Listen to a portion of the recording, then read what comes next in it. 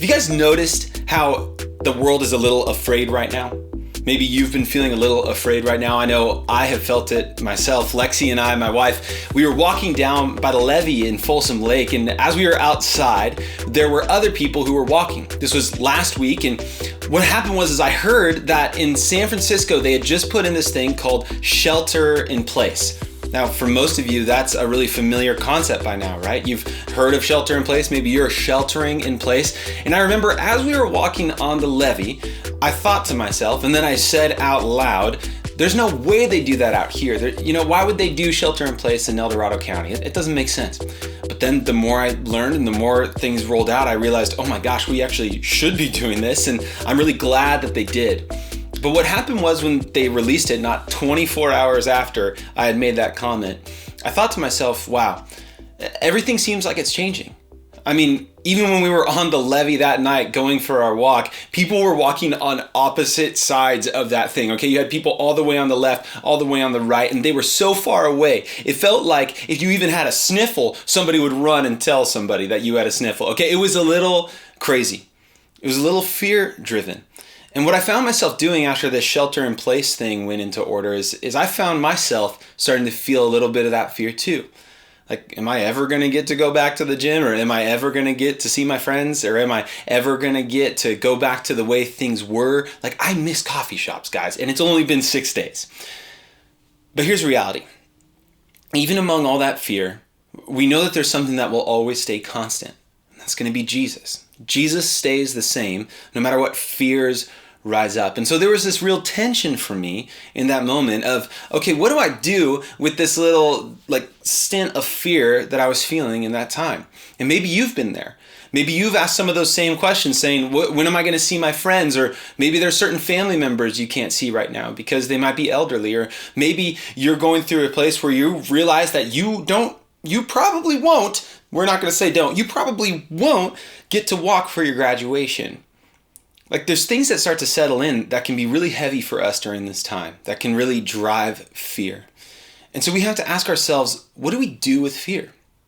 Because the world around us is afraid as well of many things. And even many of us might be feeling that fear. But how do we reconcile that with what God says in His Word?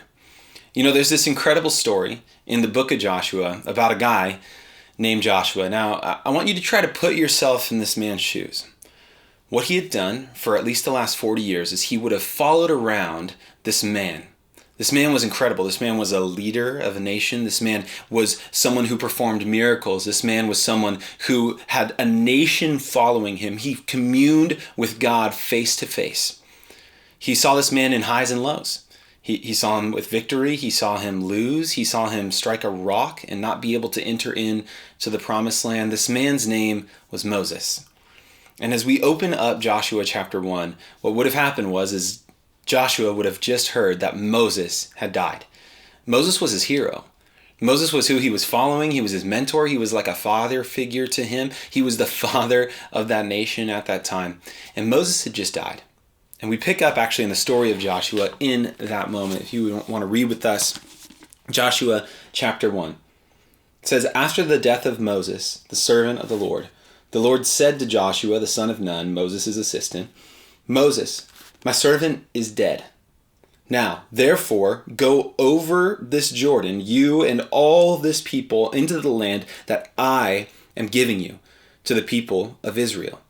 Every place that the sole of your foot will tread upon, I have given to you, just as I promised to Moses, from the wilderness and this Lebanon as far as the great river Euphrates, all the land of the Hittites to the great sea, toward the going down of the sun shall be your territory.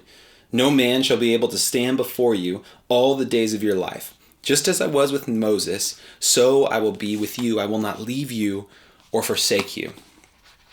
You see, where we're picking up in the story is at the end of about 40 years of roaming in the wilderness, waiting to enter into the land that God had promised His people. See, the problem is that the people had totally doubted God. They went into the land and they saw these giants, and only 2 of the 12 spies that went in came back and said, let's go for it. God's got it. It's His land. He's going to give it to us. The other 10 said, there's no way we can do it. God can't take care of these giants for us. And so one of those 2 spies was Joshua. But unfortunately, because of their lack of faith, they weren't allowed to enter into the promised land. And so finally, they're at a place where they can enter in. And what's so cool is God says, look, Moses may be gone, but you're my guy, Joshua. You're my guy who's going to be leading. You're my guy who's going to be in charge. And not only will you be in charge, but the promise that I made to my people will be carried out in you. He says, you're going to be the one that leads these people, and you're going to get this land that I had promised you, that you would be my people in this land for my own possession and for my glory. He promises that that is exactly what was going to happen. He says, no one's going to be able to stand against you. He says, I am with you. I am for you. And he picks up in verse 6. He says, be strong and courageous. He says, be strong and courageous. You shall cause this people to inherit the land that I swore to their fathers to give them.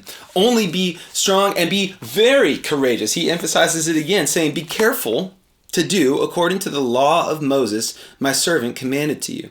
Do not turn from it to the right hand or to the left, that you may have good success wherever you go. This book of the law shall not depart from your mouth, but you shall meditate on it day and night, so that you will be careful to do according to all that's written in it.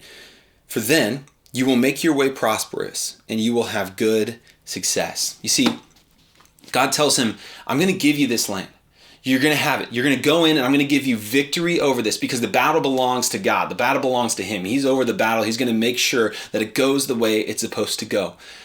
But God gives him this warning. He says, you need to be strong. You need to be courageous. Why? Because there's going to be a temptation. There's going to be a tension when it comes to following the things of God.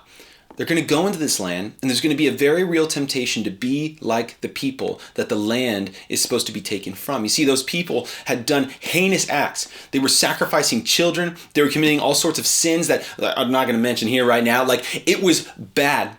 And what God was doing is he was using the people to come and to take them out of the land, because that land was for the people of God.